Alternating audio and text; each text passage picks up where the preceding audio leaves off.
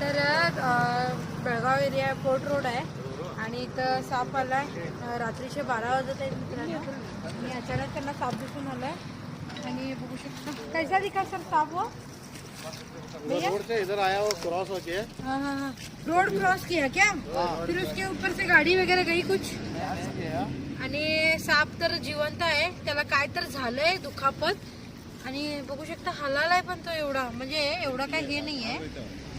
आणि नाग साप आहे मित्रांनो, त्याला काहीतरी जखम झाले, दुखापत झालेली आहे आणि रोड क्रॉस करून अचानक तो साप असा आला.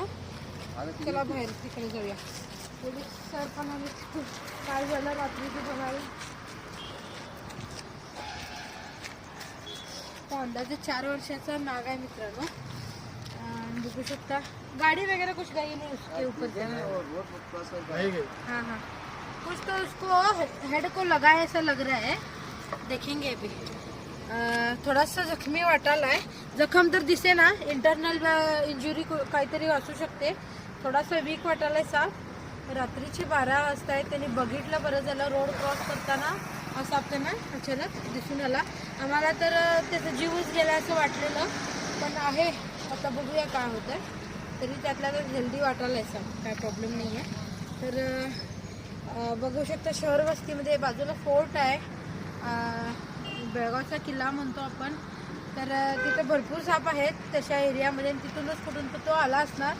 सापाला काय कळत नाही. वर्दळीच्या ठिकाणी सुद्धा चुकून येतात, दुखापत होते, मग ते जखमी होतात. त्यामुळे वाहने चालवताना सावकाश चालवा. आपलं नाम सर?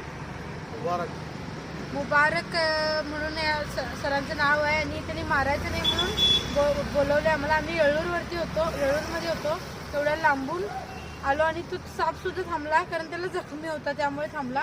पेशन्स असणं माणसांमध्ये खूप इम्पॉर्टंट आहे. आणि मारायचं नाही असं ठरवलं. मारणारे लोक कशीही मारतात आणि वाचवणारी कशीही वाचवतात. त्यामुळे त्याला वाचवण्यासाठी त्यांनी आम्हाला बोलवलं, त्यामुळे त्यांचं खरंच खूप आभार. चला आता ह्याला पॅक करूया. व्हिडिओ आवडल्यास लाईक करा, शेअर करा, कमेंट करा. धन्यवाद.